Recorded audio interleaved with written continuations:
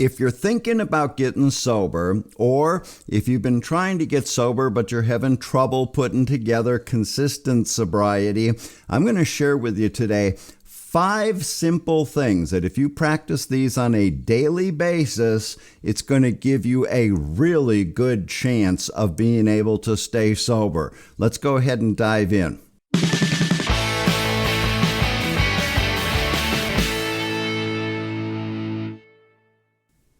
Hey, thanks so much for joining me. I'm Jim Savage. I'm a licensed drug and alcohol counselor. I've been working in the addiction treatment field for over 30 years. I also happen to be in recovery myself. I've been sober for 36 years. And my whole purpose here is to share tools, tips, resources to help you navigate the road to a successful recovery. And one of the things that I'm really into is not just staying dry because you have to, but actually helping you achieve the kind of recovery that makes you feel good about yourself. Some of the words I like to focus on is things like personal transformation and achieving fulfillment and wholeness. That's what I'm about around here. I also happen to provide a lot of resources for families who are supporting a loved one who's addressing a substance use issue. So again, thanks for joining me. Today's discussion is a really sort of hardcore, nuts and bolts discussion about the elements of working a recovery program. And here's a little disclaimer. As I said at the beginning, 5 simple things that if you do these on a daily basis, simple. Each one of these things in its own right is, in a sense, a very simple thing to do. Now, the idea of the self-discipline that goes into getting ourselves to do these things on a regular basis, that might be a different story. Because I'll be honest with you, I said I'm 36 years sober. I work a recovery program. I don't do each one of these things on a daily basis. I will say, however, that I'm very aware of what the 5 things are. And so I'm aware that when I'm not doing them, I've got it in the back of my head that I need to be doing that. And I'm able to pull myself back up and get sort of back on track with doing all of these things. Because again, you put these all together, it really can make a huge difference in how your recovery goes. So 5 things. We're going to rattle these off here. The first thing is we start our day off with a period of choose your word here, meditation, quieting yourself, focus, centering, and heaven forbid I'm going to say the word prayer. We pray in the morning. And so the reason I make a big deal about that pray is because I really am sensitive to people who are not spiritual, agnostic, and it's sort of a lightning rod around these recovery circles is this prayer thing. I really like to let people know you do not have to subscribe to that to be able to practice these things. And so especially the second we say, well, the first thing, pray in the morning. Well, okay, that's not my bag. Well, when I'm talking with people who are agnostic or not spiritual in nature, I simply suggest replace the word pray with think, because the implication here is taking a moment as we begin our day. And I think this is the really important part, more than what we get out of the prayer meditation thing, is practicing the self-discipline to, instead of when we roll out of bed in the morning, just running into our day, not connected to ourself. Just we throw ourselves into the hustle and bustle of day.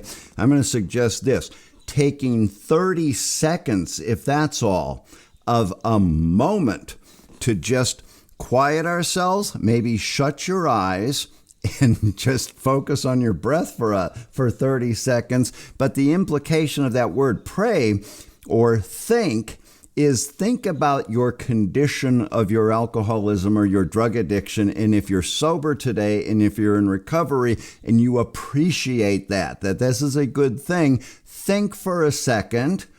what am I going to do to help myself stay sober today? If you do subscribe to prayer and have a relationship with a higher power or something, a lot of people, the idea is asking for help. But again, in the non-spiritual way, you could be thinking, how am I going to use the resources I have available today to help me stay sober? Again, my focus on this is it's the setting the stage for, it's just like a diabetic, reminding yourself of your condition. If a diabetic gets up in the morning and thinks, okay, I'm diabetic, I've got to use my resources today. I'm going to take my insulin, I'm going to eat what I'm supposed to eat to be able to manage my condition. That's the implication. Not to mention, if you just take a few short seconds to quiet yourself, focus yourself. That's where the meditation part sort of fits in. You'd be amazed at the difference that can make as far as your energy for the rest of the day. Again, it's so easy to get started and not connect with yourself. And what happens when we do that, go like that for a long time? We end up not connected to ourselves. And that's sort of one thing that recovery is. It's about learning how to connect with myself. So we're going to start our day off with some period of reflection, centering, pray, meditate, however you want to choose that. Okay, number 2, we're going to go to some sort of support group meeting. Now, again, some of you might be aware what I'm sharing with you sort of has its foundation in 12-step recovery. And again, I am not about promoting any one particular type of program for recovery. I'm a big believer in many paths lead to the top of the same mountain. So I am not pushing the AANA 12-step thing, even though I believe it's a really good program and provides a great foundation. The idea of going to some sort of support group meeting, go on a daily basis. Some people might say, well, that's an awful lot of time. I can't take that much time I don't have to go to a meeting every day. Bottom line is, if you go to a group meeting of other people who are talking about the same thing that is on your agenda as far as managing your condition, not to mention it's way over and above that, the connection with other people talking about great things you walk away with. You usually hear some pearl of wisdom, some nugget that is really helpful for applying, and it's a pretty common experience to usually feel better after you leave a meeting. And if you think about, well, I can't do that, that's too much time to commit.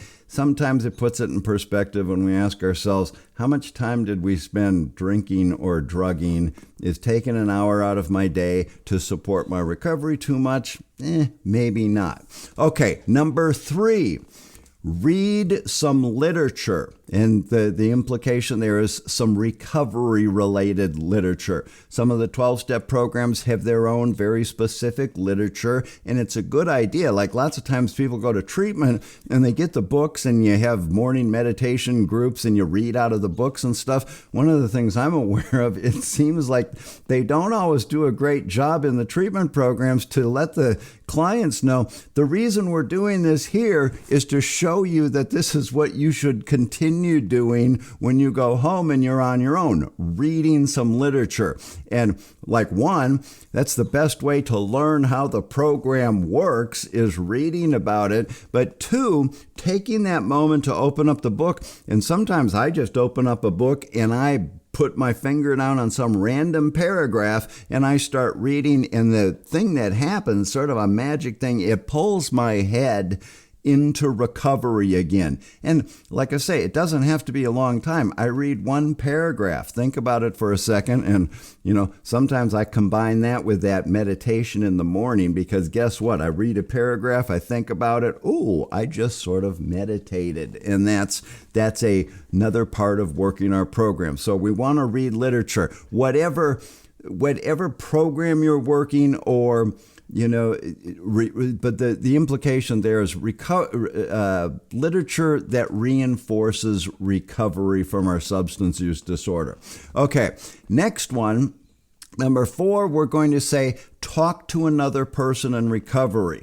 The implication there is it's sort of like outside of the support group meeting that you go to. That's the phone call, the texting, to talk to somebody outside of the meeting. That's building relationships with other people who are in the same boat as you, managing a condition. We're building a sober support network. And that's a really neat thing in terms of, sometimes it might be intimidating. They'll give you phone numbers when you go to meetings and here, call anytime. Okay, yeah, sure. Okay. It takes a little bit of self-discipline to force myself to maybe call somebody that I don't know. But then when you start building a relationship, and the next time you see that person in a meeting and you walk in, hey, we know each other. We talk outside of here.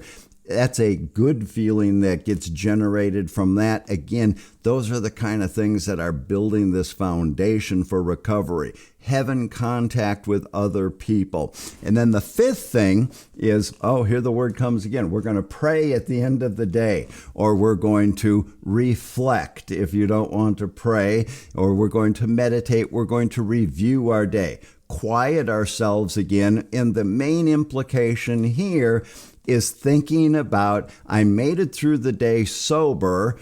Am I grateful for that? Is this a good thing? This was probably a better day than had I been drinking or using all day long. And taking a moment, doesn't have to be a long moment, to just acknowledge that. If we in our own way, can get into some sort of sense of gratitude for that. Again, if you have a spiritual belief system, thanking your higher power for helping you stay sober throughout the day.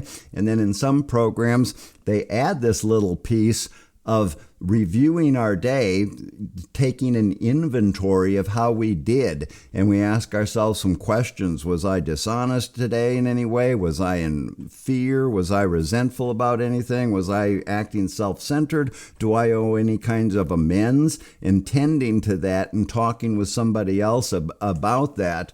And that's how we stay clean and consistently current with how we're functioning today. It's a remarkable thing to be able to do. And again, ending our day with that type of review. So I'm going to recap here. Get up in the morning, discipline yourself to connect, focus, meditate, pray, think about asking for help or utilizing resources. What am I going to do to stay sober today? I'm going to go to a meeting. I'm going to talk to another person in recovery outside of the meeting. And again, that one doesn't have to be a heavy-duty therapy recovery conversation. You can be talking about news, weather, or sports. It's the idea, the unspoken. We share this bond. We're joking about some other thing and recovery doesn't come up, but subconsciously we know we're connecting and we're strengthening that relationship. We read some literature. We consistently keep our head open to learning more about how we work a recovery program. And then finally, at the end of the day, disciplining ourselves again to review the day and just pause for a moment. Hey, it's a good day to be sober. Whether you're proud of myself for staying sober or grateful that I had support in staying sober, doesn't make any difference. It's the idea of taking the moment to acknowledge and that this is a good thing and ending your day like that. So I hope you got something out of this. I'd appreciate if you give a like on the video. That helps other people see this video more. Consider subscribing to my channel, and I will look forward to seeing you next time. Thanks.